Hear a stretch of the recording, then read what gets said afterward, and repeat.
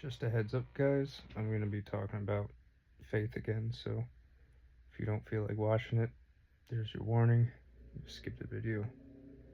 Otherwise, I'm going to address something that I couldn't in my last video. Well, I could, but it would have been way too long. Why there's evil in this world? A lot of people make the argument, which, like I said, I can understand. If God is real, which he is, and if he loves us, which he does, then why does he allow certain things that are so evil to happen in our lives and in this world? And like I said, there's quite a few different reasons as to maybe why. I'm not God. I don't know for sure, but I can give you a few maybes that make sense. Spiritually make sense. This time I typed a paper, so I'm actually like a little more organized in what I'm saying and have a structure at least, and I'm not just pausing and guessing the entire time what I'm going to say next. The first thing is that God gave people free will. It is one of the many gifts that he's given to humanity, and that's to allow people to make choices for themselves, whether that aligns with his will or not.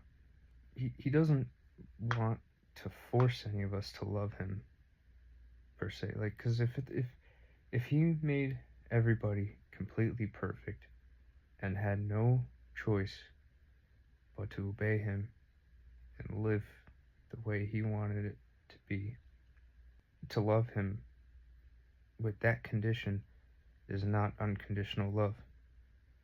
That's like me forcing someone to be my friend or my girlfriend, and that's toxic, right? That's just not. It's also, it wouldn't be meaningful for him, right? It's not genuine. So he gives humanity free will. He's also given that to the angels that he's created before humans, and in doing so, we can make our own choices. And unfortunately, sometimes those choices can be evil things, and that can affect other people. I can decide to give someone $10. This example is kind of inspired from someone named Cliff Knechtle.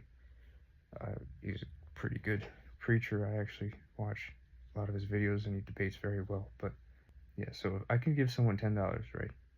That's my choice. For me to say God made me do that is a lie. I decided to give someone $10, but they're not going to berate me for that, right? Because that's, I mean, a lot of people would look at that as a good thing. They'd be thankful for it, hopefully. But I could also just punch that person in the face.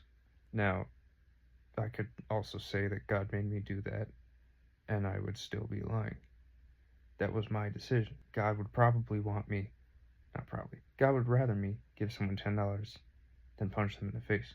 Either of those were my choice.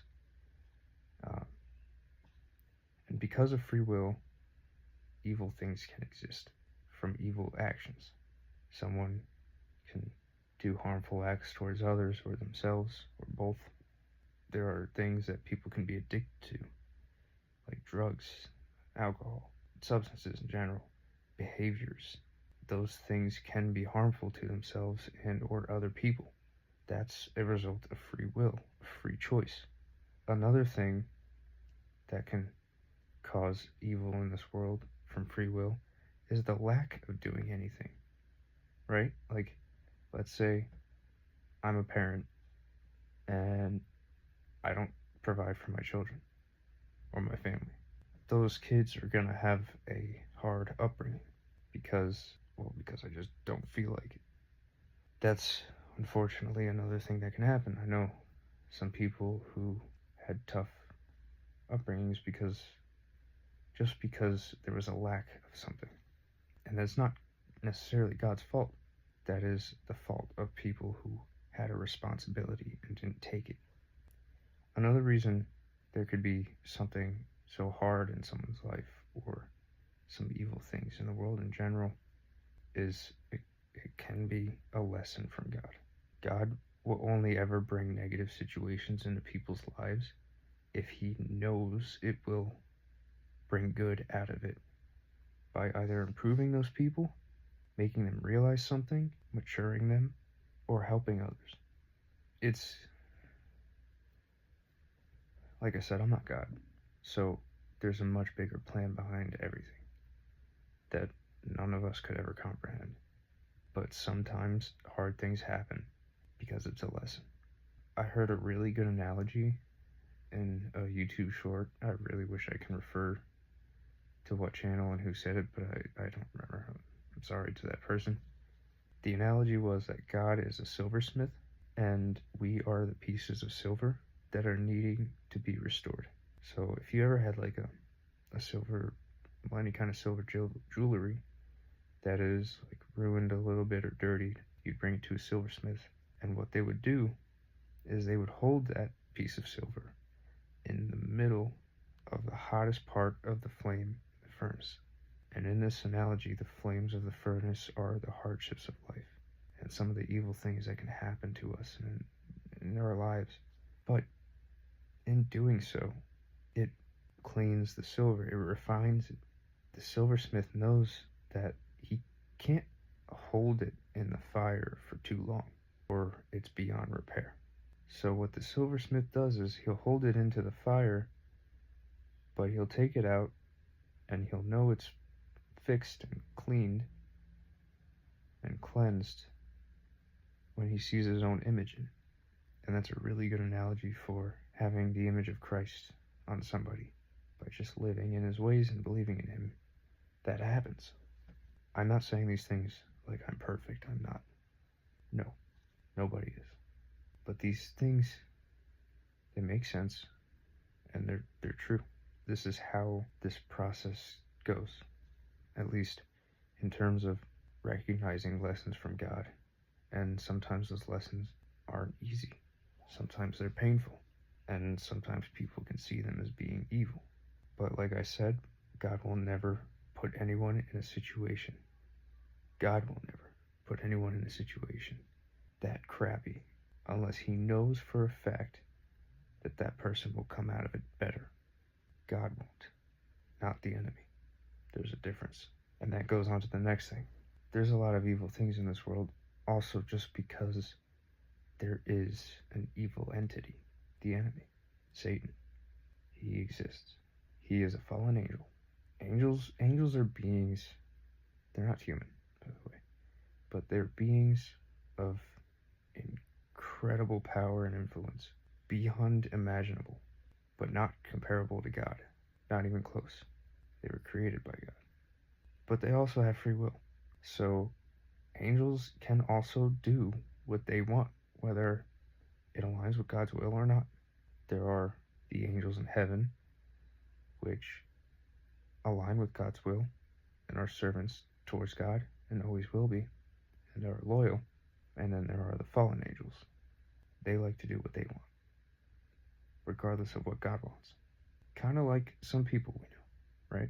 But now just imagine this on a way different level, right? Which is where I also believe other religions come from, with multiple gods. I think those are influences from fallen angels to deter people. It kind of makes sense. That can be a whole other video. But so yeah, Satan, the enemy number one, he brings a lot of evil into this world. Some of the stuff, actually not even some, most likely most of the stuff is a result of him. And he, if you read the Bible, he was banished from heaven, right?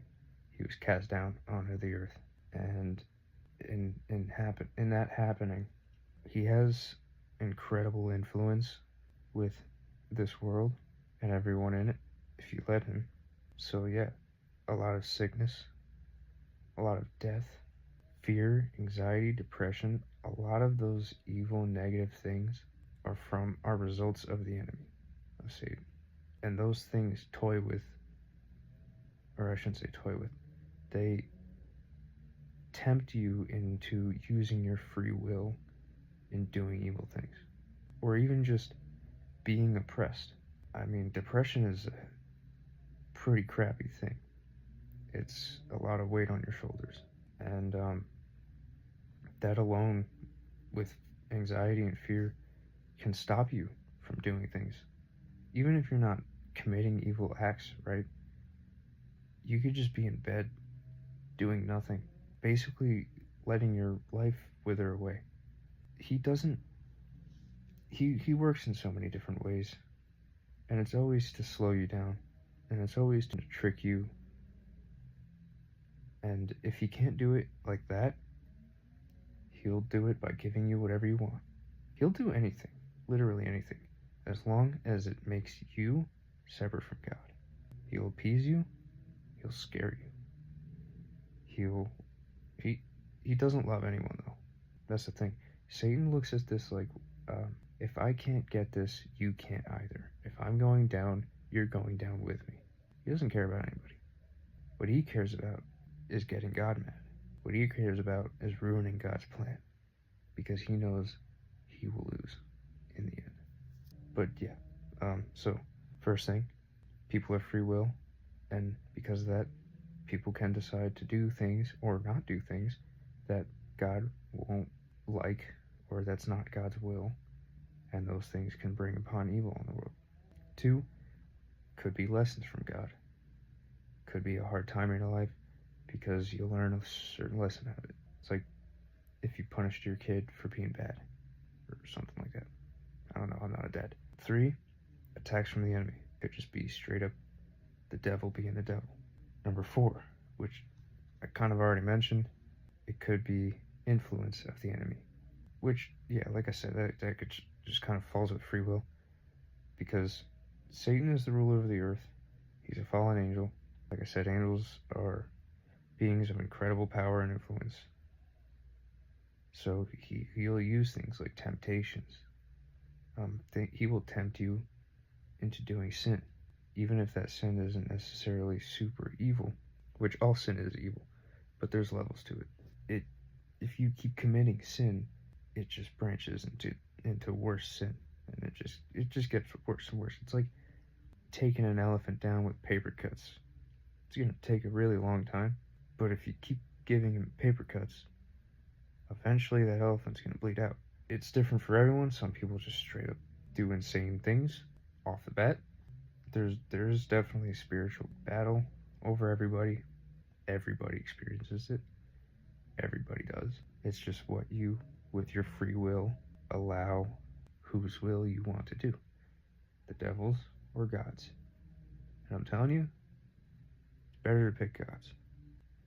Satan also does a lot of these influences and temptations and attacks through predictive programming, which is like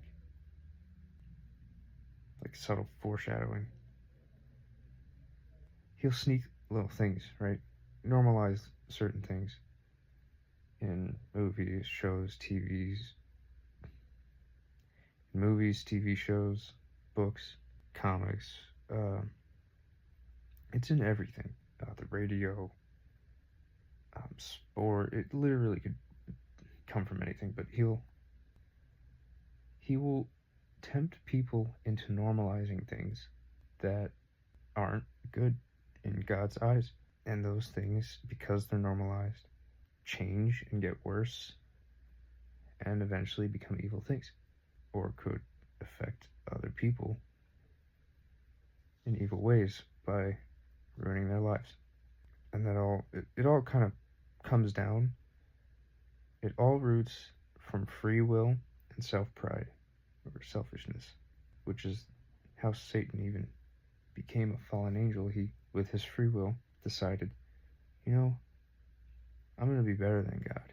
I want to be God. That's basically how Satan became what he did, out of self-pride, and God damned him for it, because no. Also, that's just not possible. It isn't. He is a creation of God. God is eternal. Satan could have been eternal, but won't be. He will experience a death, and whoever goes with him will also experience that. It's called a second death. It's mentioned in the Bible quite a few times. But yeah, those are 4 different reasons. 4 possible reasons. Like I said, I don't know everything. I'm not like some grand wizard or Zoltar, but those are 4 possible reasons that people can experience such evil in their lives or in this world. Even with, unfortunately, like, I'm not just saying this to breeze through because it's sad, but some babies are born with illnesses. And some people will say that God is evil for allowing that. And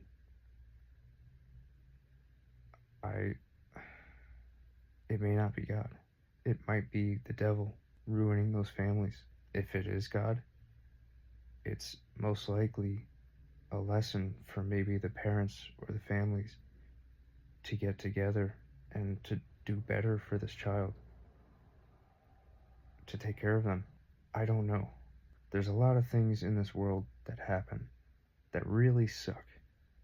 I would agree with that. But what I do know is that having faith in God, in Jesus Christ, those things don't matter so much. And I don't mean that in a rude way at all, or an unempathetic way. That's not what I mean. They don't matter because you know there's light at the end of the dark tunnel. You know that trusting in Him can bring that weight off your shoulders, can open up the possibility for healing if it be His will, even if it isn't. Trusting in Him in the end of your life is worth it. I mean, you'll be with Him for eternity in paradise, regardless of what you went through on this earth. It's definitely easier said than done, especially for some other people. I've had some hardships in my life, but it doesn't compare to what some other people have gone through. It's easier said than done, but I know that it's the truth, and I know that it will make you feel better, regardless of what you're going through. Knowing that you have God right there with you, the creator of everything, everyone, who loves you and died for you. To have Him right there with you,